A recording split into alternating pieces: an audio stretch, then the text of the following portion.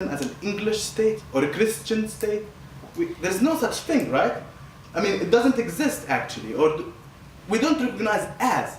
But this is the idea. Whenever you hear Israel saying, we want you to recognize us as a Jewish state, because this is the thing. It has to be Jewish, it has to be dominantly Jewish. They have been doing it for ages. And the whole law and the whole pattern of things are to Judaize the land. Now the second, and I will be more brief and more quick, I know that I am talking about several topics in this presentation, but this is because I have a bigger goal of redefining the conflict and simplifying in a way the conflict, right? So the second pattern of human rights violation has to do with the control.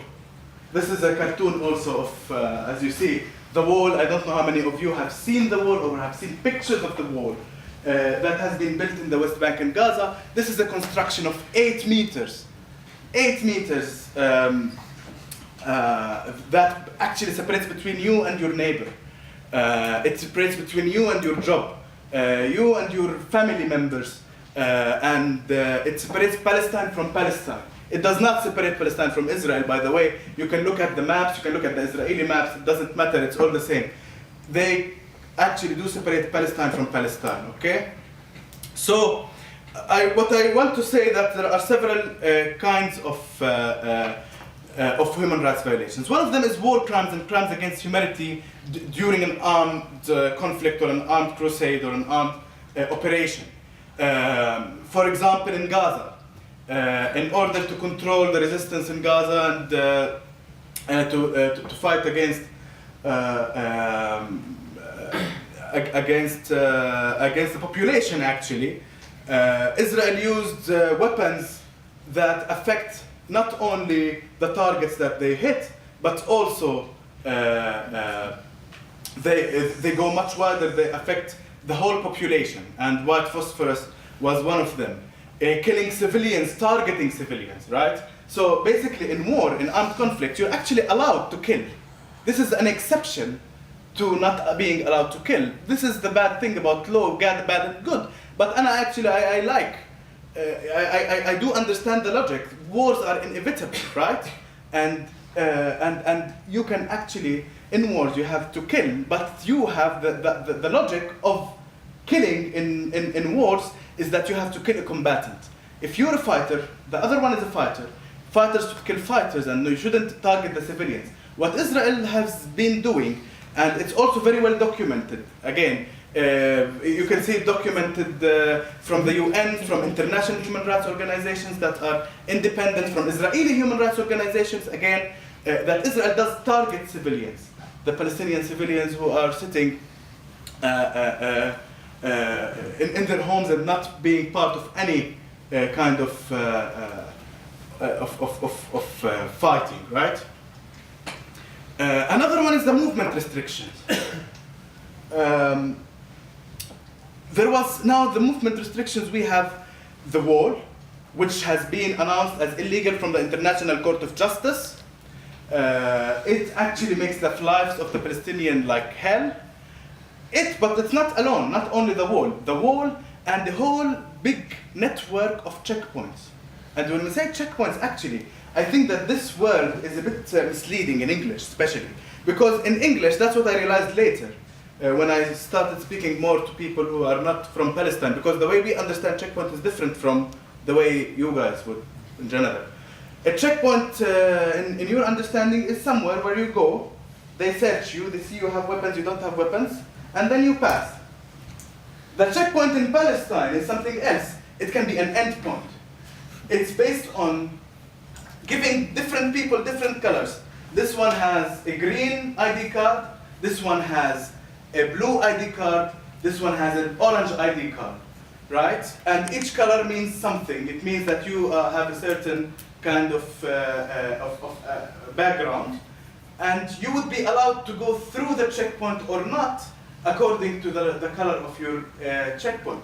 I'll give you a small example. My brother, who has a blue ID card, is married to his wife who has a green ID card. And they, for example, if they are not, both of them are not allowed to be in Jerusalem together, because my brother is from Jerusalem. She is from a village which is 15 minutes away from Jerusalem. So she's only, it's very close, but now there's the wall in the middle. And they cannot actually, now they are living in the States because they are studying both in the States. But when they go back, they cannot live in the same place. Because if he lives where she lives, he will lose his residency. And she's not allowed to live in our part of the city. And if they one day they wanted to go to a wedding together in Beit Lahem. And Beit Lahem is very close to both Jerusalem and her village because it's like here. But they couldn't go from the same road because she has a green ID card, she has a certain route that she can use. He has a blue ID card, there's a certain other route. So this is like some kind of a crazy thing. You both can be physically together at some point and in some place, but you're not allowed to take the same route of the same road. The kind of it's crazy. If you go and see how it is there, you actually won't be able to believe how it looks like.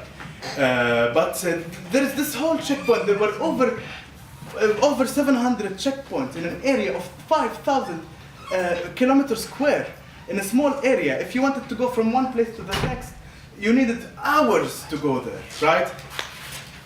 And this is, again, this movement restriction is in breach of your human rights, right? Torture. Israel uses torture consistently in order not only to get information from you, from people, but also in order to humiliate you, in order to control you, in order to get somebody else scared of going to prison. In interrogation, they not only do the torture, but they make sure that everybody knows that there is torture. Because if you know that there is torture, that's one more incentive for you not to resist, not to refuse, not to say no to anything, right? And again, I invite you to go to Israeli human rights organization. There is one that's called the Israeli Committee Against Torture in Israel. And they document it, right? And I'll tell you why I keep telling you, I invite you to go this, I invite you to go to that. Extrajudicial killings. Again, in some cases, in battlefield, you're allowed to kill whoever is fighting you, right? What Israel is doing is that they have been taking this policy of sending an aeroplane and killing somebody that they can actually go and arrest. So instead of getting somebody and putting them in trial, they decide to kill them in a kind of assassination, but in something that looks like a military operation. Again, illegal in international law, you're not allowed to do that. Collective punishment.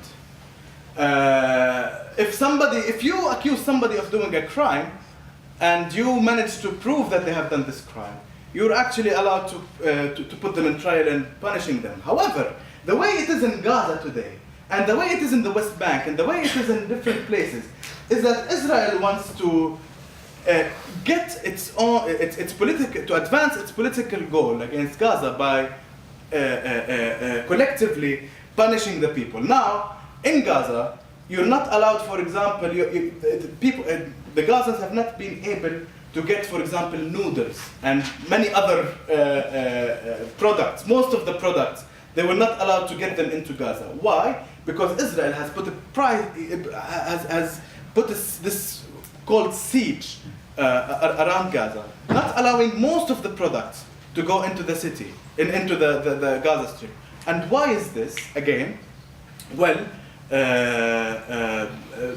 because there are resistance groups in Gaza, because there is this, because there is that. Sorry. They say they impose a certain kind of diet on the Palestinians in Gaza. They actually say it. They actually say that. They actually say they will not die, but they'll probably be thinner. Oh. Yeah, they actually say. They count the calories even.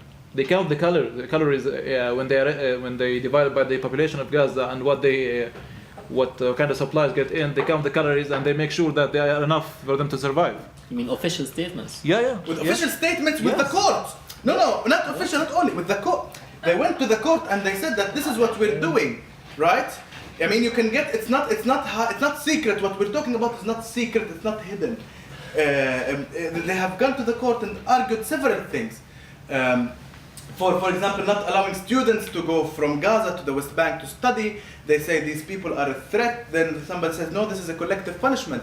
If you are afraid that one person is going to threaten your security, that's okay. But if you're afraid that the whole population is going to threaten your security, do a one-by-one test for each person, knowing their background, and give them a permit.